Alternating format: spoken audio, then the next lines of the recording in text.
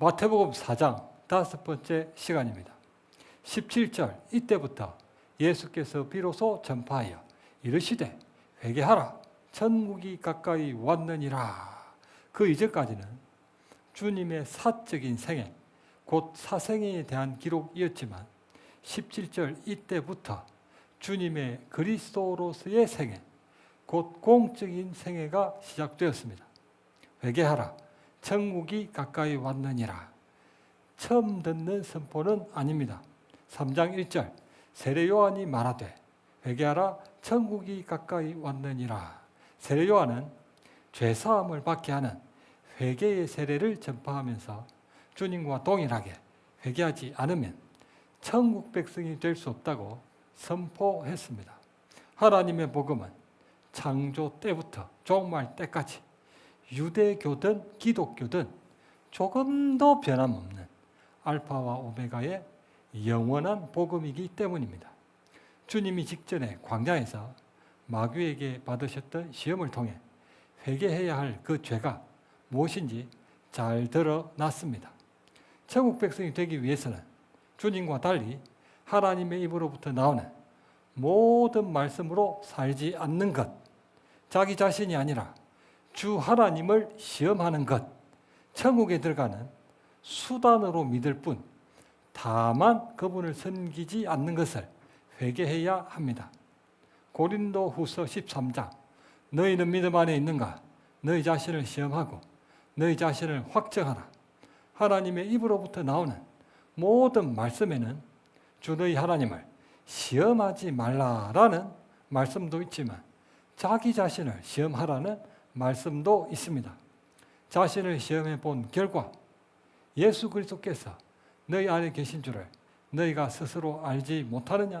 그렇지 않으면 너희는 버림받은 자니라. 출애굽했던 이스라엘 백성 중 하나님이 기뻐하지 않으셨던 그들의 다수처럼 약속의 땅에 들어갈 수 없습니다. 오늘 본문 마태복음 4장 12절부터 17절입니다. 예수께서 요한이 잡혔음을 들으시고 갈릴리로 물러가셨다가 나사렛을 떠나 스불론과 납달리 지경 해변에 있는 가버나움에 가서 사시니 이는 선지자 이사야를 통하여 하신 말씀을 이루려 하심이라 일렀으되 스불론 땅과 납달리 땅과 요단강 저편 해변길과 이방의 갈릴리여 흑암에 앉은 백성이 큰 빛을 보았고 사망의 땅과 그늘에 앉은 자들에게 빛이 빛이었도다 하였느니 이때부터 예수께서 비로소 전파하여 이르시되 회개하라 천국이 가까이 왔느니라 하시더라. 아멘. 12절 예수께서 요한이 잡혔음을 들으시고 세례 요한은 주님의 길을 준비하고 그분이 오실 길을 곧게 했던 자답게 회개하라 천국이 가까이 왔느니라. 주님의 선포에 앞서 그분과 동일한 메시지를 선포했습니다. 12절 예수께서 요한이 잡혔음을 들으시고 잡히다는 이 헬라어는 예수님이 로마 군대에게 잡히셨을 때도 사용된 동일한 단어입니다. 학자들의 견해로는 세례 요한이 잡힘을 통해 주님의 잡히심을 암시하기 위해 마태복음에 의도적으로 이 단어가 사용된 것으로 추정합니다. 세례 요한은 주님의 길을 준비하고 그분이 오실 길을 곧게 했던 자답게 주님의 선포뿐 아니라 잡히는 것까지도 앞서 행했습니다. 12절 갈릴리로 물러가셨다가 나사렛을 떠나 스불론과 납달리 지경 해변에 있는 가버나움에 가서 사시니 나사렛과 가버나움과 스불론과 납달리 지경과 해변길은 모두 이스라엘 북부를 가리키는 갈릴리에 위치해 있었습니다. 14절 이는 선지자 이사야를 통하여 하신 말씀을 이루려 하심이라. 마태복음에는 하신 말씀을 이루려 하심이라.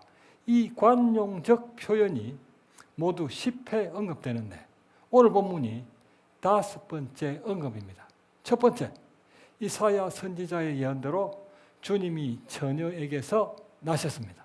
두 번째, 미가 선지자의 예언대로 베들레헴에서 탄생하셨습니다. 세 번째, 호세아 선지자의 예언대로 애굽으로 피신하셨고, 네 번째, 이사야 선지자의 예언대로 나사렛에서 자라셨고, 다섯 번째, 역시 이사야 선지자의 예언대로 갈릴리에 거하신 것입니다.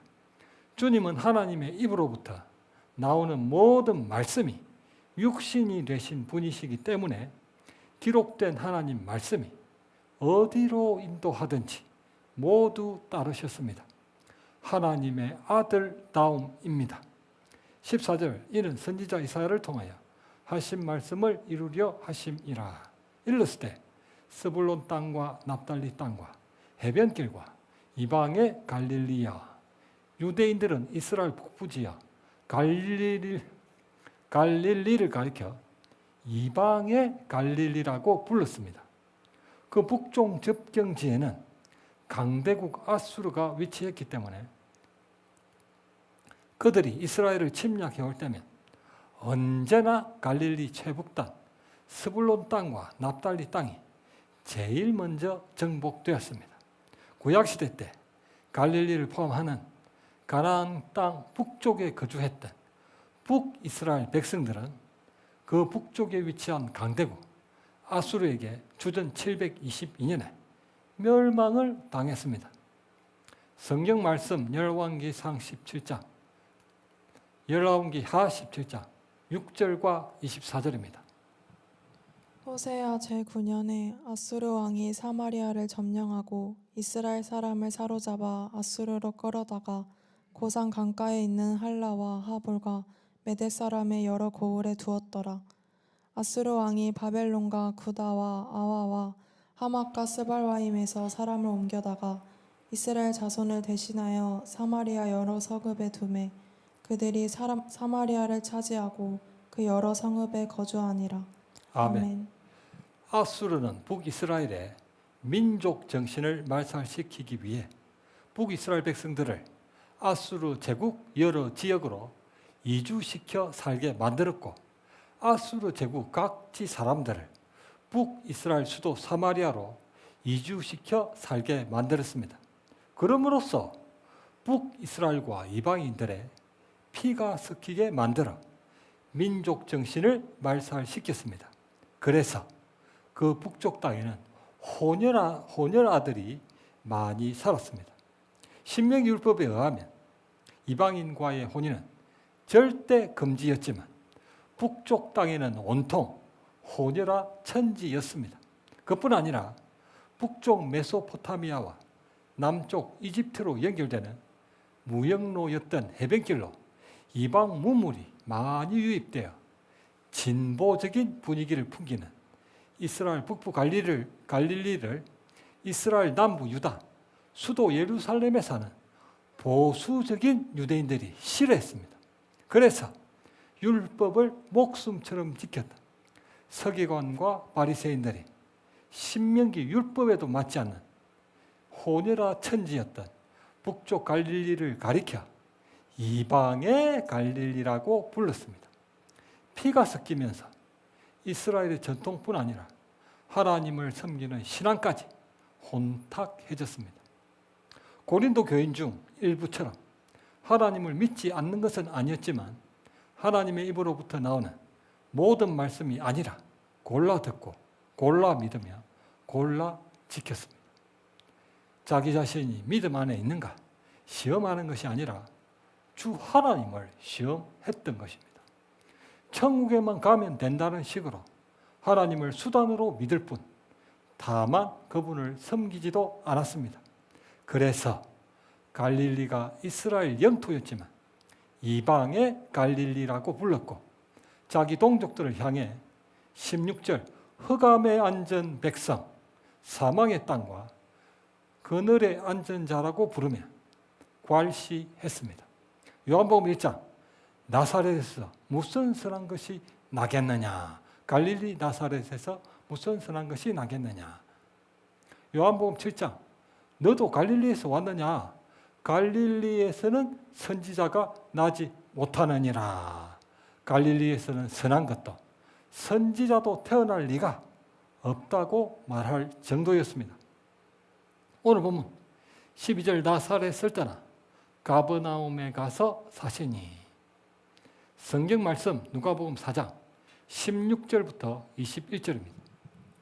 예수께서 그 자라나신 곳 나사렛에 이르사 안식일에 늘 하시던 대로 회당에 들어가사 성경을 읽으려고 서심해 선지자 이사야의 글을 들이거늘 책을 펴서 이렇게 기록된 데를 찾으시니 곧 주의 성령이 내게 임하셨으니 이는 가난한 자에게 복음을 전하게 하시려고 내게 기름을 부으시고 나를 보내사 포로된 자에게 자유를 눈먼 자에게 다시 보게 함을 전파하며 눌린 자를 자유롭게 하고. 이에 예수께서 그들에게 말씀하시되 이 글이 오늘 너희 귀에 응하였느니라 하시니. 아멘. 18절 주의 성령이 내게 임하셨으니 가난한 자에게 복음을 전하게 하시려고 내게 기름을 부으시고. 주님께 언제 성령이 임하셨습니까? 마태복음 3장 예수께서 세례를 받으시고 물에서 올라오실새 하늘이 열리고 하나님의 성령이 비둘기같이 내려 자기 위에 임하심을 보시더니 하늘로부터 소리가 있어 이는 내 사랑하는 아들이요 내 기뻐하는 자라. 누가복음 4장 주의 성령이 내게 임하셨으니 내게 기름을 부으시고. 하나님이 주님께 기름은 언제 부으셨고 왜 부으셨답니까? 주님이 하나님의 성령을 받으신 것을 가리켜 하나님께 기름 부음을 받았다고 말씀하신 것입니다. 하나님이 이스라엘 중에서 왕이나 제사장이나 선지자를 세우실 때 머리에 기름을 부음으로써 그 권위를 확정해 주셨습니다.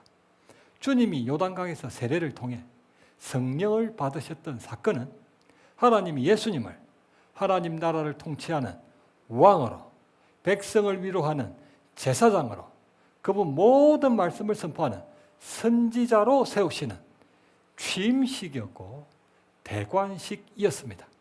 그럼에도 불구하고 예수님이 하나님 나라에 왕으로 취임식을 했음에도 주님의 왕권을 결코 인정하지 못하고 반기를 들었던 세력이 있었습니다. 마귀가 예수를 이끌고 올라가서 순식간에 천하만국을 보이며 이 모든 권위와 영광을 내가 너에게 주리라. 이것은 나에게 넘겨준 것이므로 내가 원하는 자에게 주노라. 그러므로 네가 만일 나에게 절하면 다 너의 것이 되리라. 예수께서 이르시되 기록된 바 주 너희 하나님께 경배하고 다만 그를 섬기라. 주님이 모든 라운드에서 마귀를 이기심으로써 그 반역을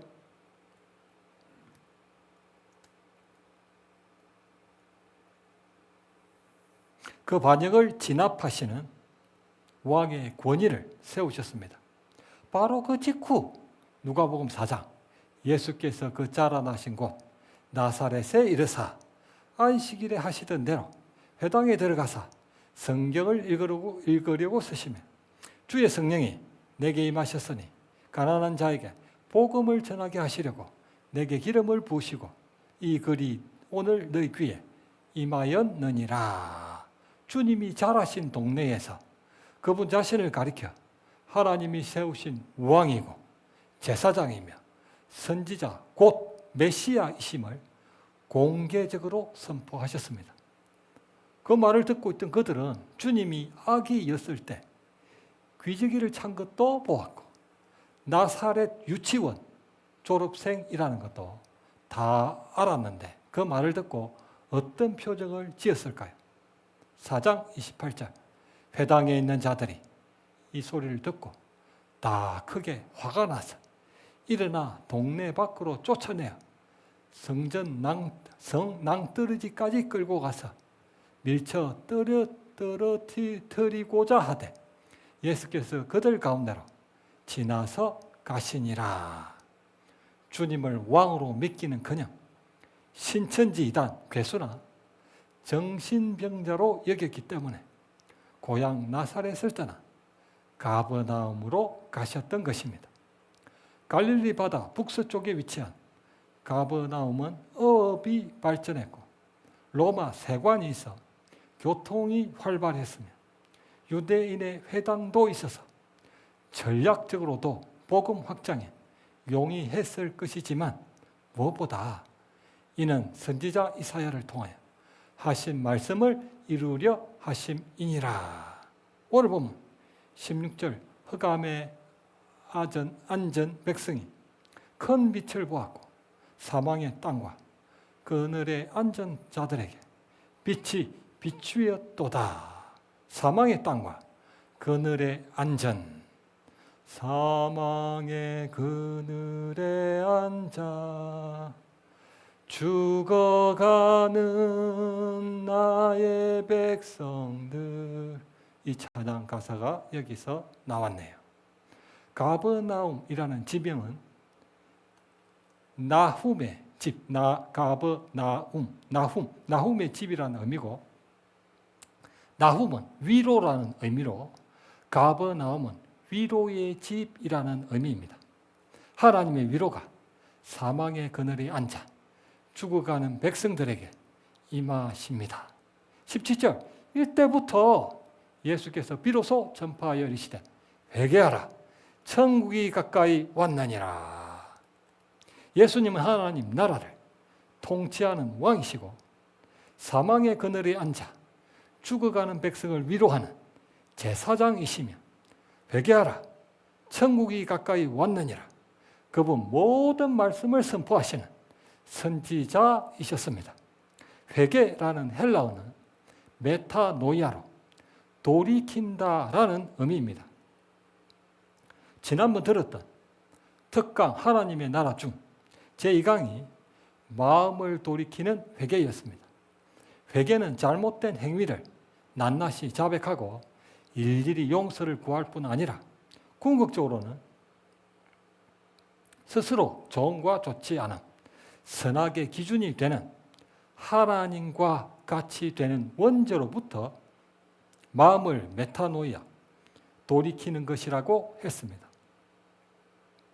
그런데 천국 백성이 되기 위해 우리가 주님이 선포하신 회개를 하는 것에 가장 걸림이 되는 것은 성경과는 맞지 않는 잘못된 회개를 하는 것입니다. 회개를 하는데 뭐가 제일 걸림돌이 되느냐? 성경하고도 맞지 않는 잘못된 회개를 하는 것이 회개의 가장 큰 걸림돌이 된다는 것입니다. 첫째, 열왕기상 21장. 아합이 이 모든 말씀을 들을 때 그의 옷을 찢고 굵은 배로 몸을 동이고 금식하고 굵은 배에 누우며 풀이 죽어 다니더라. 북이스라엘 왕 아합처럼 그의 옷을 찢고 굵은 배로 몸을 동이고 금식하고 굵은 배에 누우며 풀이 죽어 다니는 것을 회개라고 생각해서는 안 됩니다. 회개의 의식에 불과했기 때문에 아람 한 병사가 무심코 쏜 눈먼 화살에 맞아 죽었습니다. 둘째, 요한복음 8장. 선생이여, 이 여자가 간음하다가 현장에서 잡혔나이다. 모세는 율법에 이러한 여자를 돌로 치라 명하였거늘 선생은 어떻게 말하겠나이까? 이르시되 너희 중에 죄 없는 자가 먼저 돌로 치라. 그들이 이 말씀을 듣고 양심의 가책을 느껴 하나씩 나가고, 양심의 가책을 느끼는 것을 회개라고 생각해서는 안 됩니다. 양심의 가책만 느꼈을 뿐 그들은 다 주님을 떠났기 때문입니다. 셋째, 마태복음 27장. 예수를 판 유다가 스스로 뉘우쳐 내가 무죄한 피를 팔고 죄를 범하였도다. 스스로 목매어 죽은지라.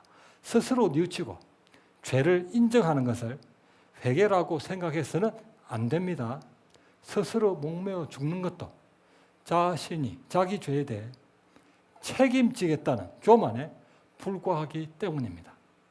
주님이 말씀하신 회개는 헬라어로 메타노이아고 가룟 유다가 스스로 뉘우친다는 헬라어는 메타메로마이, 회개는 메타노이아인데 뉘우친다는 헬라어는 메로마이로 둘 다 메타로 시작돼요. 아주 비슷하게 들리지만 그 의미는 전혀 다릅니다. 회개라는 의식을 행하고 양심의 가책을 느끼며 스스로 뉘우치고 심지어 스스로 목매어 죽는다 해도 자신의 느낌과 생각일 뿐 성경적 회개는 아닙니다. 잘못된 회개가 성경적인 회개를 하는 것에 가장 걸림이 되는 이유는 잘못된 회개를 하고도 본인은 회개했다고 생각해서 절대 회개하지 않기 때문입니다. 회개 안 했는데 본인은 잘못된 회개를 해놓고는 회개를 했다고 생각하니까 그 사람은 절대로 회개를 하지 않는 거예요. 그래서 잘못된 회개가 진짜 회개를 하는데 가장 큰 걸림돌이 되는 것입니다. 자기 가슴을 치면서 내가 그 짓을 하다니, 주님이 그렇게는 하지만은 그 짓을 또 범하다니, 나는 정말 죽일 놈이야. 정말 죽일 놈이야. 딩동댕, 정말 죽일 놈 맞습니다. 그러나 회개는 스스로 뉘우치는 것이 아니라 다시는 범하지 않겠습니다. 제가 다시는 범하지 않겠습니다. 다시 범하지 않도록 주님 도와주십시오. 마음을 돌이키는 것입니다. 이든 마음을 돌이키는 것이 회개라는 것입니다. 마음만 돌이키면 됩니까? 딩동댕, 마음만 돌이키면 됩니다. 세상에도 널리 알려진 솔로몬의 재판은 하나님이 그에게 주신 지혜가 얼마나 대단한지 정말 놀랐습니다. 성경 말씀 열왕기상 3장 16절부터 22절입니다.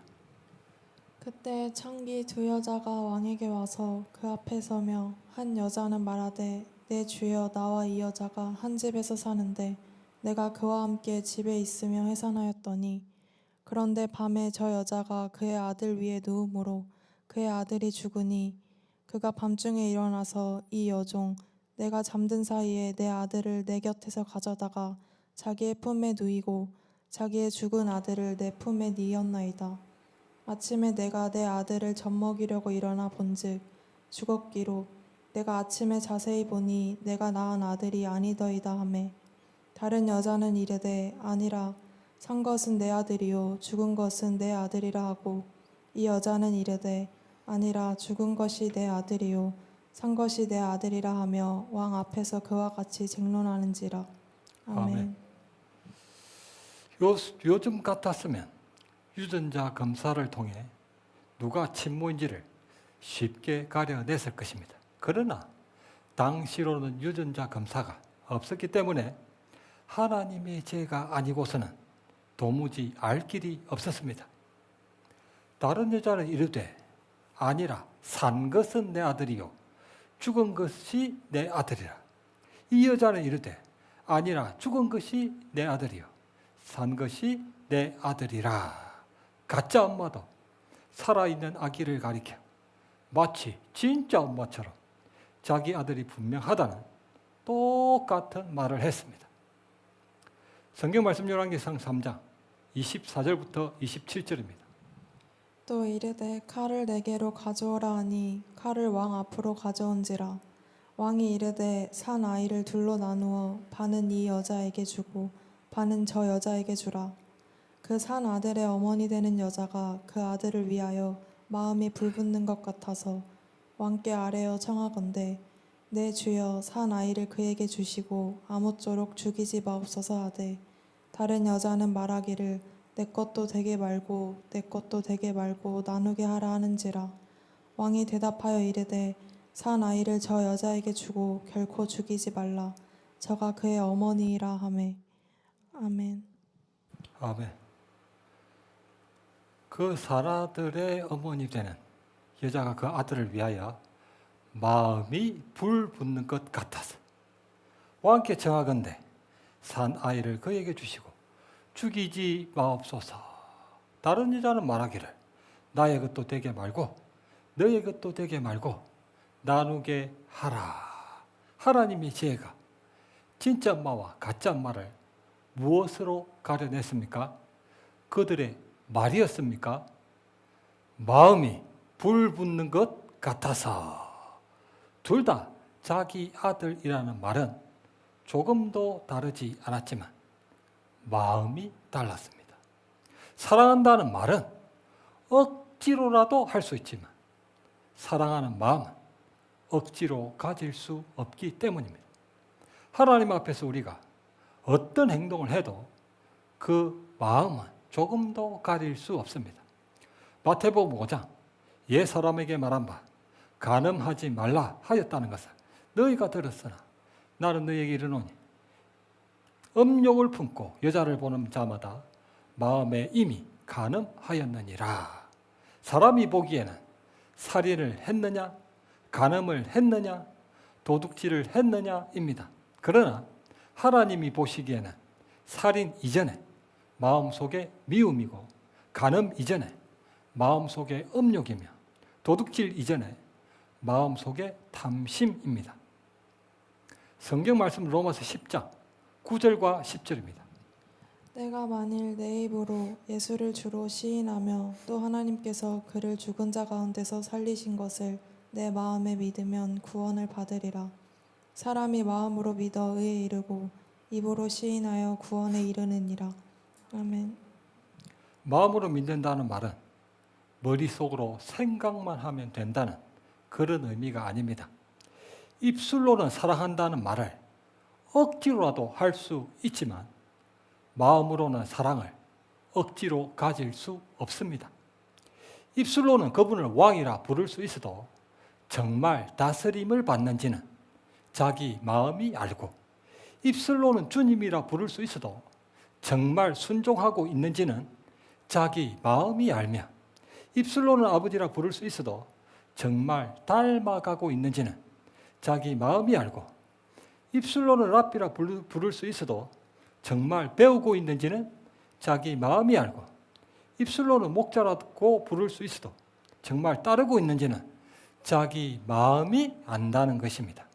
그렇다면 자신이 지금 주님을 입술로만 믿는지 마음으로도 믿는지 어떻게 구분합니까? 주님 다시 오실 때까지 나는 이 길을 가리라. 좁은 문 좁은 길 나의 십자가 지고. 이 찬양 가사가 좁은 문 좁은 길 나의 십자가 지고 진심인지 아닌지 점검해 보시면 됩니다. 좁은 길 좁은 문 나의 십자가 지고 정말 그리 가실 것이면 주님의 제자고 아니면 뭘까요? 저도 잘 모르겠네요. 여호와께서 사무엘에게 이르시되 그의 용모와 키를 보지 말라. 내가 이미 그를 버렸노라. 내가 보는 것은 사람과 같지 아니하니 사람은 외모를 보거니와 나 여호와는 중심을 보느니라.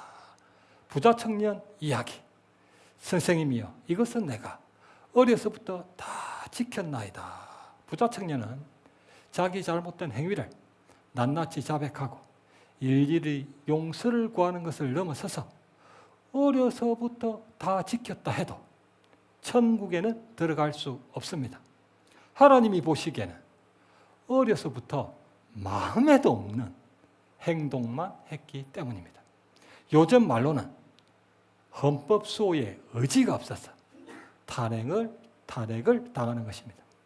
회개는 교회에 다니고 찬송을 부르며 헌금을 드리는 행동들을 행하는 것이 아닙니다. 회개는 예수님의 모든 말씀에 순종하겠다는 믿음의 마음으로 돌이키는 것입니다. 마음만 있으면 행동은 자동이고 정말 믿으면 마음이 불붙는 듯하여 순종은 당근입니다. 순종은 당근이죠. 그런데 하나님이 왜 우리 마음을 보시는 것일까요? 성경 말씀에 에스겔 8장 5절부터 11절입니다. 그가 내게 이르시되 인자야 이제 너는 눈을 들어 북쪽을 바라보라 하시기로 내가 눈을 들어 북쪽을 바라보니 제단 문 어기 북쪽에 그 질투의 우상이 있더라. 그가 또 내게 이르시되 인자야 이스라엘 족속이 행하는 일을 보느냐 그들이 여기에서 크게 가증한 일을 행하여 나로 내 성소를 멀리 떠나게 하느니라. 너는 다시 다른 큰 가증한 일을 보리라 하시더라. 내가 들어가 보니 각양 봉충과 가증한 짐승과 이스라엘 족속의 모든 우상을 그 사방 벽에 그렸고 이스라엘 족속의 장로 중 70명이 그 앞에 섰으며 사반의 아들 야하사냐도 그 가운데에 섰고 각기 손에 향로를 들었는데 향년이 구름같이 오르더라. 아멘. 아멘. 예루살렘 성전 광경입니다. 5절 제단 어귀 북조문에 그 질투의 우상이 있더라. 성전 안에 질투의 우상이 있답니다. 10절 이스라엘의 모든 우상을 그 사방 벽에 성전 벽에 그렸고 항연이 구름같이 오르더라. 제사를 드렸다는 것입니다. 이스라엘이 하나님 성전에서 우상들을 섬겨 그분 성전을 더럽혔기 때문에 하나님이 그들을 멸하셨습니다. 말씀을 맺겠습니다. 너희는 너희가 하나님의 성전인 것과 하나님의 성령이 너희 안에 계시는 것을 알지 못하느냐? 누구든지 하나님의 성전을 더럽히면 하나님이 그 사람을 멸하시리라. 하나님의 성전은 거룩하니 너희도 그러하니라. 성도의 마음은 하나님이 거하시는 성전입니다. 마침내 진기한 보석들로 장식된 길이와 너비와 높이가 전부 12,000스타디온인 하나님이 함께 하시는 새 예루살렘 성처럼 부활하여 완전해집니다. 주 예수 그리스도께서 우리를 위해 십자가에서 돌아가셨을 뿐 아니라 우리를 위해 부활도 하셨기 때문입니다. 그분 백성들은 행위 이전에 먼저 마음을 돌이키는 회개하는 삶으로 그날을 정결하게 준비해야 합니다. 내가 진실로 속히 오리라. 아멘.